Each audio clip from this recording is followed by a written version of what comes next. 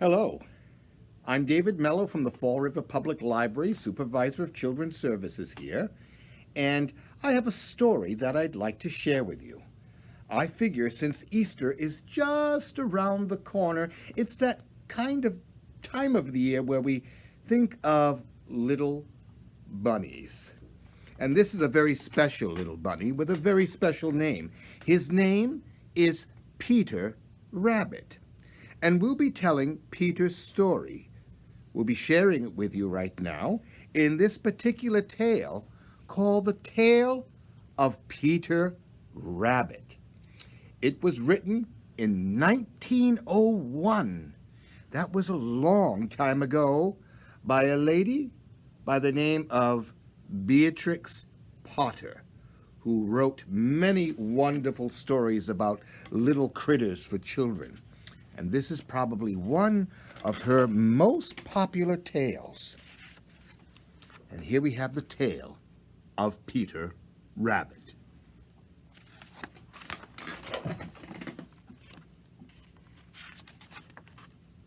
Once upon a time, there were 4 little rabbits, and their names were Flopsy, Mopsy, Cottontail, and Peter. They lived with their mother in a sandbank underneath the root of a very big fir tree. "Now, my dears," said Mrs. Rabbit one morning, "you may go into the field or down the lane, but don't go into Mr. McGregor's garden. Your father had an accident there. He was put in a pie by Mrs. McGregor. Now, run along and don't get into mischief. I am going out." We'll see what Peter does. Then old Mrs. Rabbit took a basket and her umbrella and went through the woods to the baker's. She bought a loaf of brown bread and 5 currant buns. Flopsy, Mopsy, and Cottontail, who were good little bunnies, went down the lane to gather blackberries.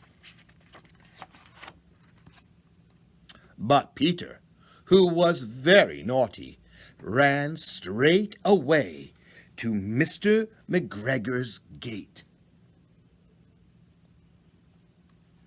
First, he ate some lettuce and some French beans, and then he ate some radishes. And then, feeling rather sick, he went to look for some parsley. It appears that he overate.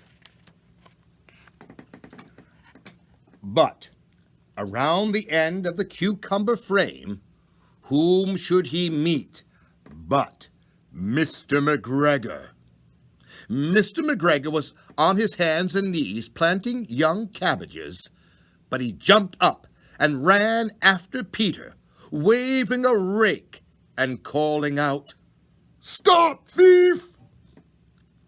Peter was dreadfully frightened. He rushed all over the garden, for he had forgotten the way back to the gate.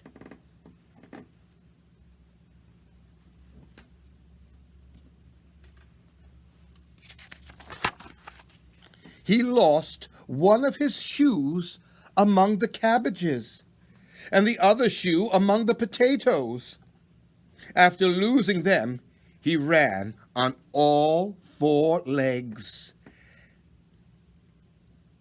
and went faster, so that he might have gotten away if he had not unfortunately ran into a gooseberry net and got caught by the large buttons on his jacket. It was a blue jacket with brass buttons, quite new. Peter gave himself up for lost and shed big tears, but his sobs were overheard by some friendly sparrows, who flew to him in great excitement and begged him to try to free himself. Do you think he's going to get free? I'm not so sure. Let's see if he gets free of that net. Mr. McGregor found a sieve, which he intended to put on top of Peter Rabbit. But Peter wiggled out just in time, leaving his jacket behind him. Oh, look, he lost that beautiful blue jacket. Peter rushed into the tool shed and jumped into a watering can. It would have been a beautiful thing to hide in if it had not been filled with so much water. Mr. McGregor was quite sure that Peter was somewhere in the tool shed, perhaps hidden underneath a flower pot. He began to turn them over carefully, looking under each. Suddenly, Peter sneezed. Uh-oh. Achoo! Mr. McGregor was after him in no time. He tried to catch Peter, who jumped out a window, upsetting 3 plants. The window was too small for Mr. McGregor, and he was tired of running after Peter. He went back to his work. Peter sat down to rest. He was out of breath and trembling with fright, and he had no idea which way to go. Also, he was very damp from sitting in that can. After a time, he began to wander about, going lippity-lip, lippity-lip, not very fast, and looking all around. He found a door in a wall, but it was locked, and there was no room for a fat little rabbit to squeeze underneath. An old mouse was running in and out over the stone doorsteps, carrying peas and beans to her family in the woods. Peter asked her the way to the gate, but she had such a large pea in her mouth that she could not answer. She only shook her head at him. Peter began to cry. Then he tried to find his way straight across the garden, but he became more and more puzzled. Presently, he came to a pond. A white cat was staring at some goldfish. She sat very, very still, but now and then the tip of her tail twitched as if it was alive. Peter thought it best to go away without speaking to her.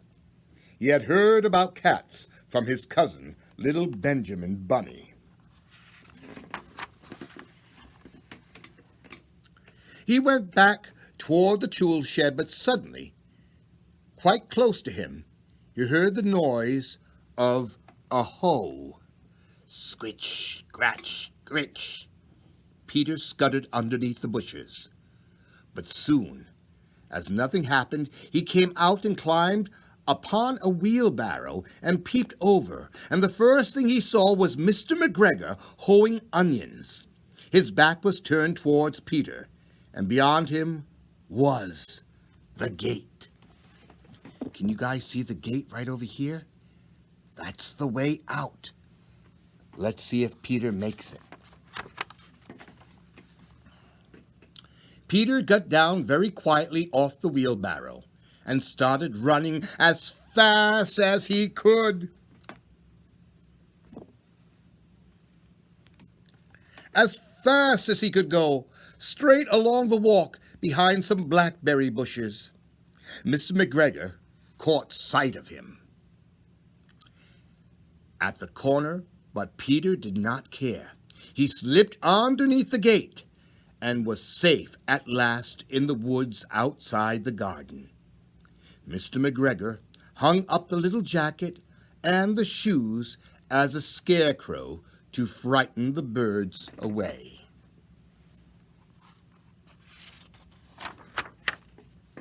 Peter never stopped running or looking behind him until he got home to the big fir tree.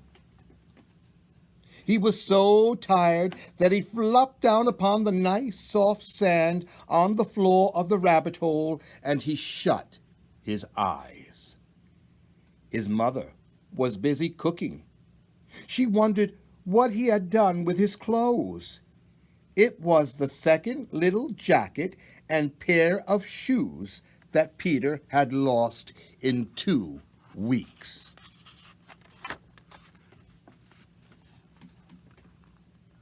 That evening, Peter was not very well.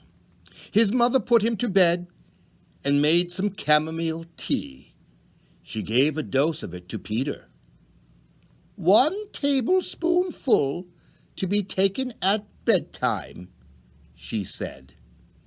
But Flopsy, Mopsy, and Cottontail had bread and milk and blackberries for supper. And Peter Rabbit went off to bed. I hope Peter learned his lesson not to go into Mr. McGregor's garden anymore. Do you think he learned his lesson? I don't know. He is kind of a very curious and sometimes naughty little bunny. But that is the tale of Peter Rabbit by Beatrix Potter. Bye-bye, Peter.